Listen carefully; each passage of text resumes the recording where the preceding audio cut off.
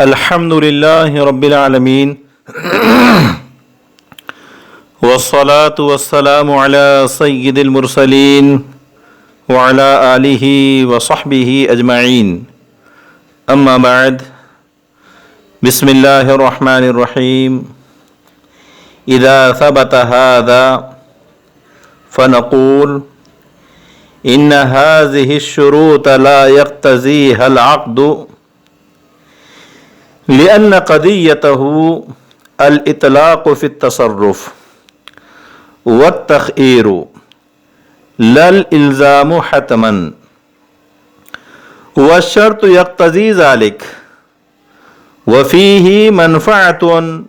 للمعقود عليه.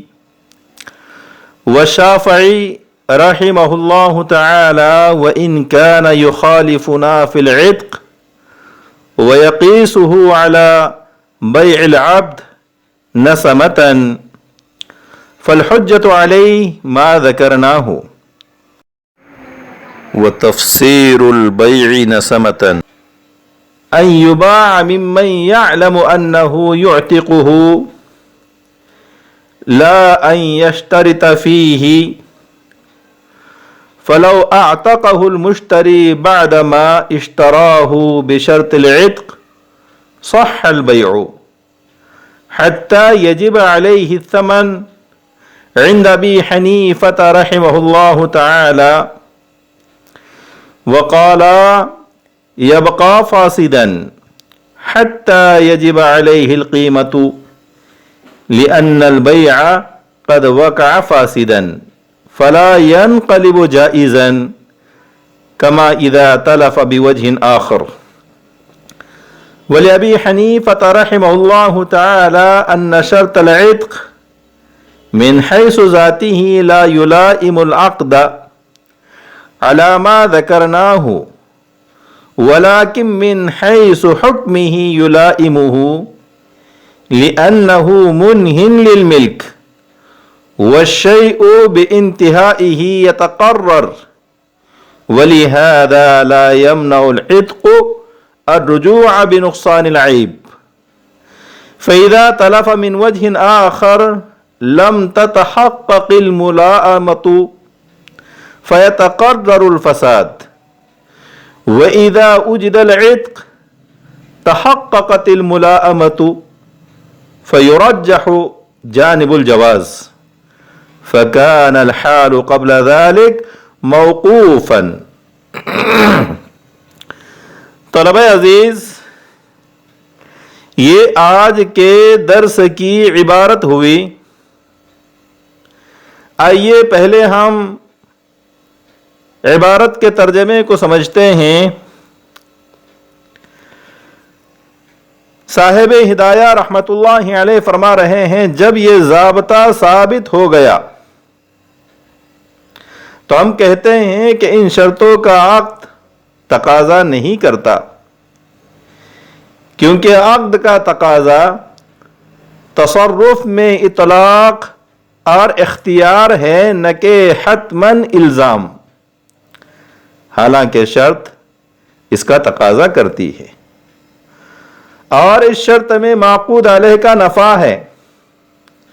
اور حضرت امام شافعی رحمت اللہ علیہ اگرچہ آزاد کرنے کی شرط میں ہمارے مخالف ہیں اور اس کو قیاس فرماتے ہیں غلام کو بطور نسمہ فروخت کرنے پر، پس امام شافعی رحمت اللہ علیہ کے خلاف حجت اور دلیل وہ ہیں جس کو ہم نے ذکر کیا. اور غلام کو بطور نسمہ فروخت کرنے کی تفسیر یہ ہے کہ وہ غلام ایسے شخص کے ہاتھ فروخت کیا جائے جس کے حال سے یہ معلوم ہو کہ وہ اس غلام کو آزاد کرے گا، جس کے حال سے یہ معلوم ہو کہ وہ اس غلام کو آزاد کرے گا، نہ یہ کہ فروخت کرنے میں بیع میں آزاد کرنے کی شرط کریں. پھر اگر مشتری نے آزاد کرنے کی شرط پر غلام خرید کر آزاد کر دیا تو حضرت امام ابو حنیفہ رحمت اللہ علیہ کے نزدیک بیع صحیح ہو گئی، حتیٰ کہ مشتری و خریدار پر ثمن واجب ہوگا اور صاحبین نے فرمایا کہ بے فاسد ہی رہے گی حتیٰ کہ مشتری و خریدار پر قیمت واجب ہوگی، کیونکہ بے فاسد واقع ہوئی تھی، لہذا بدل کر جائز نہیں ہوگی، جیسا کہ وہ غلام دوسری وجہ سے تلف ہو گیا ہو۔ اور حضرت امام ابو حنیفہ رحمۃ اللہ علیہ کی دلیل یہ ہے کہ آزادی کی شرط کرنا اپنی ذات کے اعتبار سے مناسب ہے، کیونکہ وہ ملکیت کو پورا کرنے والی ہے، اور شے اپنے پورا ہونے سے مستحکم ہو جاتی ہے، اسی وجہ سے آزاد کرنا نقصان عیب واپس لینے سے مانے نہیں ہے۔ پس جب دوسری وجہ سے تلف ہوا تو مناسبت ثابت نہیں ہوگی، لہذا فساد بھی مستحکم ہو جائے گا، اور جب آزادی پائی گئی تو مناسبت بھی متحقق ہو گئی اور جواز کی جہت راجع ہو گئی، پس اس سے پہلے عقد موقوف رہے گا۔ طلبہ عزیز، یہ آج کے درس کی عبارت اور اس کا ترجمہ ہوا۔ اب آئیے عبارت میں مذکور مسائل کو سمجھتے ہیں۔ صاحب ہدایہ یہ فرما رہے ہیں کہ جب شرط کے سلسلے میں ضابطہ معلوم ہو گیا تو ملاحظہ ہو کہ متن میں مذکور تمام شرطیں مقتضی عقد کے خلاف ہیں، کیونکہ عقد یہ تقاضا کرتا ہے، یہ چاہتا ہے کہ مشتری و خریدار کو ہر طرح کے تصرف کی اجازت ہو اور اس کو آزاد کرنے یا نہ کرنے کا پورا اختیار ہو۔ عقد کا تقاضا یہ نہیں ہے، عقد یہ نہیں چاہتا کہ مشتری پر آزاد کرنا وغیرہ واجب ہو، اور شرط اسی کو چاہتی ہے، اسی کا تقاضا کرتی ہے کہ مشتری پر آزاد کرنا وغیرہ لازم اور واجب ہو۔ اور اس شرط میں معقود علیہ یعنی غلام کا نفع بھی ہے، پس عقد کے تقاضے اور شرط کے تقاضے میں منافات واقع ہوئی، اور دونوں میں سے کسی کو ترجیح حاصل نہیں ہے، اس لیے ہم نے دونوں پر عمل کیا اور یہ کہا کہ یہ بے فاسد ہے۔ یعنی ذات کے اعتبار سے یہ بے مشروع ہے اور وصف کے اعتبار سے غیر مشروع ہے، پس چونکہ عقد بے کا رکن پایا گیا اس لیے یہ بے مشروع ہے، اور چونکہ مقتضی عقد کے خلاف شرط پائی گئی اس لیے یہ بے وسیل غیر مشروع ہے۔ اور جو بے اپنے ذات کے اعتبار سے مشروع ہو اور وصف کے اعتبار سے غیر مشروع ہو وہ فاسد کہلاتی ہے، وہ فاسد ہوتی ہے، اس لیے یہ بے فاسد ہوگی۔ حضرت امام شافعی رحمت اللہ علیہ مدبر کرنے اور مکاتب کرنے اور باندی کو ام ولد کرنے کی شرط سے بے کے فاسد ہونے میں ہمارے ساتھ ہیں، ہماری موافقت فرماتے ہیں، لیکن بے بشرط العتق میں ہمارے خلاف ہیں، ہم سے اختلاف رکھتے ہیں۔ چنانچہ ان سے ایک روایت یہ ہے کہ آزاد کرنے کی شرط پر بیچنا، غلام کو آزاد کرنے کی شرط پر بیچنا جائز ہے، اور حضرت امام شافعی رحمت اللہ علیہ نے اس کو بیع العبد نسمتن پر قیاس فرمایا، اور مبسوط میں بیع العبد نسمتن کی تفسیر بیع بشرط العتق کے ساتھ کی گئی ہے، یعنی بیع العبد نسمتن کی تفسیر یہ ہے کہ غلام کو آزاد کرنے کی شرط پر فروخت کیا جائے۔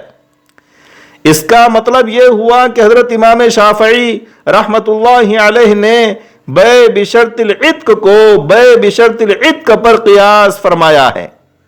اور یہ قیاس الشیء علی نفسہ، قیاس شیء علی نفسہ کے قبیل سے ہے، اور قیاس شیء علی نفسہ باطل ہوتا ہے، اس لیے یہ قیاس باطل ہے۔ اور اگر کوئی یہ کہے کہ حضرت عائشہ رضی اللہ تعالی عنہا نے حضرت بریرہ کو آزاد کرنے کی شرط کے ساتھ خریدا تھا، اور اللہ کے رسول صلی اللہ علیہ وسلم نے اس کو جائز بھی قرار دیا تھا۔ اس سے ثابت ہوتا ہے کہ غلام کی بیع بشرط العتق جائز ہے۔ تو اس کا جواب یہ ہوگا کہ حضرت عائشہ رضی اللہ تعالی عنہا نے بریرہ کو بغیر کسی شرط کے مطلق خریدا تھا، البتہ ان سے آزاد کرنے کا وعدہ فرمایا تھا تاکہ بریرہ راضی ہو جائے،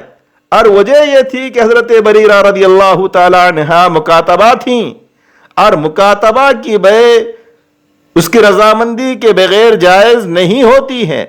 اس لیے حضرت عائشہ رضی اللہ تعالی عنہا نے آزاد کرنے کا وعدہ کر کے پہلے بریرہ کو راضی فرما لیا،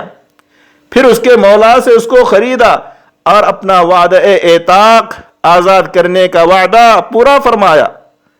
اس کو آزاد کرنے کی شرط کے ساتھ خریدنا نہیں کہا جائے گا۔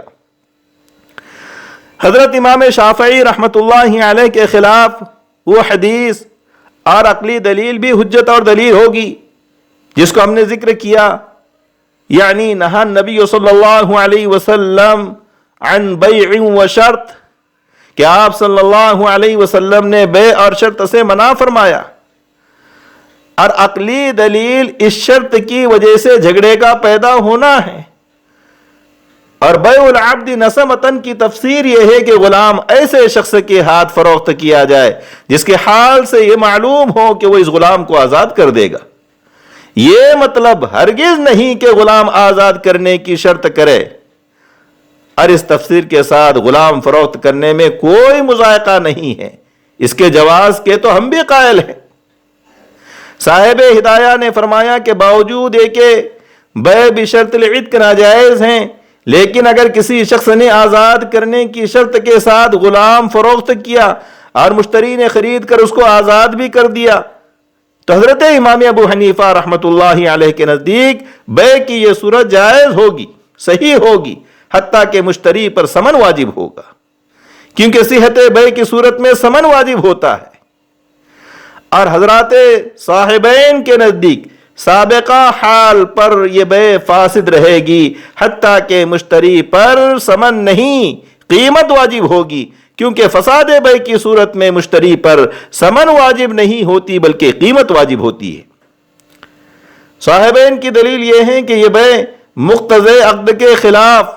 شرط لگانے کی وجہ سے ابتداءً فاسد تھی، اور قاعدہ ہے الفاسد لا ينقلب جائزہ، یعنی جو عقد فاسد ہو کر منعقد ہوا ہو وہ بدل کر جائز نہیں ہو سکتا۔ جیسا کہ اگر غلام آزاد کرنے کے علاوہ دوسری وجہ سے ہلاک ہو جاتا، مثلا قبضہ کرنے کے بعد مشتری کے پاس مر جاتا یا قتل ہو جاتا، تو اس صورت میں بیع فاسد ہی رہتی اور مشتری پر ثمن نہیں قیمت ہی واجب ہوتی۔ اسی طرح مشتری کے آزاد کرنے کی صورت میں بھی بیع فاسد ہی رہے گی۔ اور جیسا کہ اگر غلام کو مدبر کرنے یا مکاتب کرنے یا باندی کو ام ولد بنانے کی شرط کے ساتھ بیچا تو مشتری پر قیمت واجب ہوتی ہے، اسی طرح آزاد کرنے کی شرط کے ساتھ بیچنے کی صورت میں بھی بیع فاسد ہی رہے گی اور مشتری پر قیمت ہی واجب ہوگی، ثمن واجب نہیں ہوگا۔ حضرت امام ابو حنیفہ رحمۃ اللہ علیہ کی دلیل یہ ہے کہ آزادی کی شرط لگانا اپنی ذات کے اعتبار سے اس عقد کے مناسب نہیں ہے، جیسا کہ ہم نے سابق میں ذکر کیا کہ آزاد کرنے کی قید مشتری کے مختار ہونے کے مغائر ہیں، لیکن اپنے حکم کے اعتبار سے اس عقد کے مناسب ہے، کیونکہ آزادی مشتری کی ملکیت کو پورا کرنے والی ہے، اور شے اپنے انتہا پر پہنچ کر مستحکم اور متقرر ہو جاتی ہیں۔ چنانچہ مشتری اگر غلام آزاد کرنے کے بعد اس کے کسی عیب پر مطلع ہوا، باخبر ہوا، واقف ہوا، تو مشتری کو اپنے بائع سے نقصان عیب واپس لینے کا اختیار ہے۔ بس غلام آزاد کرنے کے باوجود نقصان عیب واپس لینے کا اختیار باقی رہنا اس بات کی دلیل ہے، اس بات کی علامت ہے کہ مشتری کی ملکیت ختم نہیں ہوئی بلکہ اپنی انتہا کو پہنچ کر مستحکم ہو گئی ہے۔ حاصل یہ کہ اگر غلام موت یا قتل وغیرہ کسی وجہ سے ہلاک ہوا تو شرط عتق کا عقد کے مناسب ہونا متحقق نہیں ہوا بلکہ فساد اور زیادہ مضبوط ہو گیا، مستحکم ہو گیا۔ اور جب عتق پایا گیا تو شرط کا عقد کے مناسب ہونا متحقق ہو گیا اور جواز کی جانب فساد کی جانب پر راجح ہو گئی۔ پس آزاد کرنے سے پہلے بے کا حال موقوف رہے گا، یعنی اگر بشرط اعتاق غلام بیچا، بشرط اعتاق غلام کو فروخت کیا تو بے کا جواز اور فساد موقوف رہے گا۔ چنانچہ غلام اگر اعتاق کے علاوہ کسی اور وجہ سے ہلاک ہو گیا تو بے کا فاسد ہونا مستحکم ہو جائے گا، اور اگر مشتری نے اس کو آزاد کر دیا تو بے تمام ہو کر جائز ہو جائے گی، حالانکہ ابتدا میں فاسد تھی۔ اکتفی علی ھذا والسلام علیکم ورحمۃ اللہ وبرکاتہ۔ السلام عليكم. لا تنسوا الاعجاب بالفيديو والاشتراك في القناة تشجيعا لنا لنستمر بنشر المزيد إن شاء الله.